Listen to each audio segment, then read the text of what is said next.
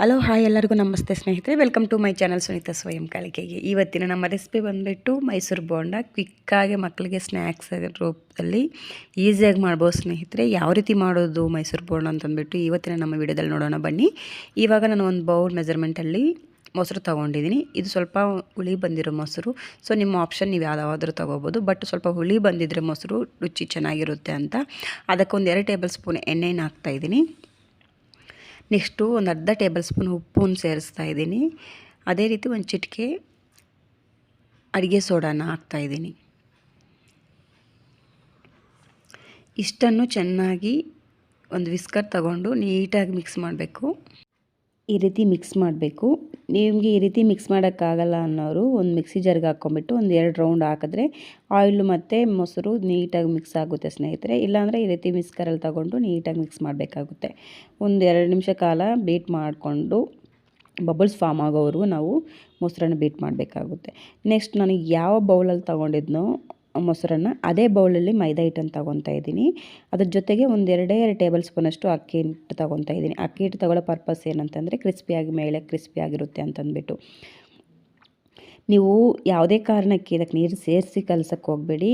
ನೀವು ತೊಗೊಂಡಿರೋ ಮೆಜರ್ಮೆಂಟಲ್ಲೇ ನೀವು ಮೈದಾ ಹಿಟ್ಟನ್ನು ಕಲಿಸ್ಕೋಬೋದು. ಅಲ್ಲಿಗೂ ಇಂಚುಮಿಂಚು ನೀರಾಯಿತು ಗಟ್ಟಿ ಆಯಿತು ಅನ್ನೋರು ಸ್ವಲ್ಪ ಉಗುರು ಬೆಚ್ಚಗೆ ನೀರನ್ನು ಕಾಯಿಸ್ಕೊಂಬಿಟ್ಟು ಮೈಸೂರು ಬೋಂಡ ಸ್ಟ್ರಕ್ಚರ್ಗೆ ಕಲಿಸ್ಕೊಂಡ್ರೆ ಆಗುತ್ತೆ. ಸೊ ಆದಷ್ಟು ಕನ್ವೀನಿಯೆಂಟಾಗಿ ನೀವು ನಮಗೆ ಬಿಡೋಕ್ಕಾಗುತ್ತಾ ಇಲ್ಲ ಅಂತಂದ್ಬಿಟ್ಟು ಚೆಕ್ ಮಾಡಿಕೊಂಡೆ ನೀವು ಹಿಟ್ಟನ್ನು ಕಲಿಸ್ಕೋಬೇಕಾಗುತ್ತೆ. ನಾನು ತಿಳಿದ ಮಟ್ಟಿಗೆ ನೀವು ಕರೆಕ್ಟ್ ಮೆಜರ್ಮೆಂಟಲ್ಲಿ ತೊಗೊಂಡಿದ್ರೆ ಹಿಟ್ಟು ಮತ್ತು ಮೊಸರು ನಿಮಗೆ ಯಾವುದೇ ನೀರಿನ ಅವಶ್ಯಕತೆ ಇರಲ್ಲ. ನೋಡಿ ಸ್ನೇಹಿತರೆ, ಈ ರೀತಿ ಚೆನ್ನಾಗಿ ಮಿಕ್ಸ್ ಮಾಡಬೇಕು. ಚೆನ್ನಾಗಿ ಮಿಕ್ಸ್ ಮಾಡಿದ್ರೆ ಅಷ್ಟೇ ಇದು ನಾವು ಅಂದ್ಕೊಂಡಿದ್ದ ಸ್ಟ್ರಕ್ಚರಲ್ಲಿ ಬರೋಕ್ಕೆ ಸಾಧ್ಯ. ಆದಷ್ಟು ಒಂದು 2 ನಿಮಿಷ ಕಾಲ ಈ ರೀತಿ ಬಿಡದೆ ಚೆನ್ನಾಗಿ ಮಿಕ್ಸ್ ಮಾಡಬೇಕಾಗುತ್ತೆ. ಈಗ ನಾನು ಮಿಕ್ಸ್ ಮಾಡಿದ್ದಾಯಿತು ಸ್ನೇಹಿತರೆ. ಒಂದು ಅರ್ಧ ಟೇಬಲ್ ಸ್ಪೂನಷ್ಟು ಜೀರಿಗೆ ಹಾಕ್ತಾಯಿದ್ದೀನಿ. ಹಸಿ ಕೊಬ್ಬರಿ ನಾನು ಈ ರೀತಿ ಸಣ್ಣ ಕಟ್ ಮಾಡಿ ಇಟ್ಕೊಂಡಿದ್ದೆ ಅದನ್ನು, ಮತ್ತು ಹಸಿ ಮೆಣಸಿನ್ಕಾಯಿ ಶುಂಠಿ ಸಣ್ಣಗೆ ಹಚ್ಕೊಂಡ್ಬಿಟ್ಟು ಇಟ್ಕೊಂಡಿದ್ದೆ ಅದನ್ನು ಸೇರಿಸ್ತಾ ಇದ್ದೀನಿ. ಕರಿಬೇವು ಸೊಪ್ಪು ಕೊತ್ತಂಬರಿ ಸೊಪ್ಪು ಸಹ ನಾವು ಯೂಸ್ ಮಾಡ್ಬೋದು ಇದಕ್ಕೆ.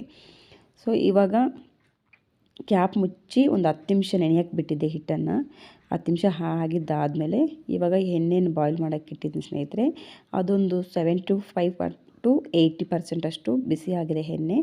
ಆ ಎಣ್ಣೆಗೆ ಈ ರೀತಿ ಮೈಸೂರು ಬೋಂಡನ್ನು ಬಿಡ್ತಾಯಿದ್ದೀನಿ. ನಾವು ಉಪ್ಪನ್ನು ಚೆಕ್ ಮಾಡಿಕೊಂಡು ಒಮ್ಮೆ ಏನಾದರೂ ಇಂಚುಮಿಂಚು ಆದರೆ ಉಪ್ಪನ್ನು ಸೇರಿಸ್ಕೋಬೋದು. ಒಂದೇ ಸಲ ಜಾಸ್ತಿ ಹಾಕಕ್ಕೆ ಹೋಗಬೇಡಿ ಉಪ್ಪನ್ನು, ಯಾಕಂದರೆ ಅಡುಗೆ ಸೋಡಾ ಹಾಕಿರ್ತೀವಿ. ಇಲ್ಲಿ ಯಾವುದೇ ರೀತಿ ಸ್ಪೈಸೀಸ್ ಯೂಸ್ ಮಾಡ್ತಾಯಿಲ್ಲ.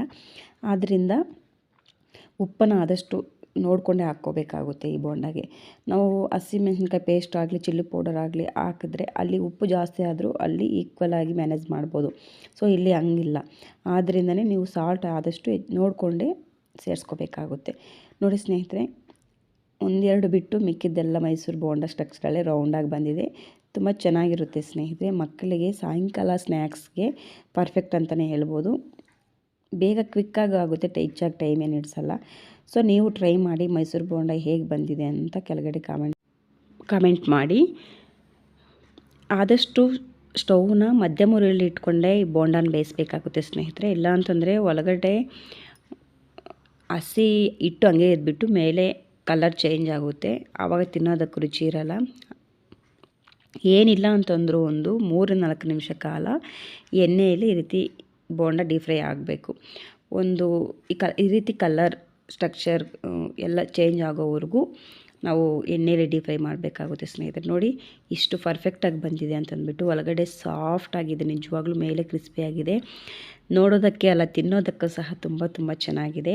ಇದನ್ನು ಕಾಯಿ ಚಟ್ನಿ ಜೊತೆ ಆಗಲಿ, ಟೊಮೊಟೊ ಚಟ್ನಿ ಜೊತೆ ಆಗಲಿ, ಕಡಲೆಬೀಜ ಚಟ್ನಿ ಜೊತೆ ಆಗಲಿ, ಯಾವುದ್ರಲ್ಲಾದರೂ ಆರಾಮಾಗಿ ತಿಂದುಬಿಡ್ಬೋದು. ಸೊ ನಾನಿಲ್ಲಿ ಟೊಮೊಟೊ ಚಟ್ನಿ ಇತ್ತು, ಸೊ ಅದ್ರ ಜೊತೆ ಮಕ್ಕಳು ಕೊಟ್ಟಿದ್ದೀನಿ.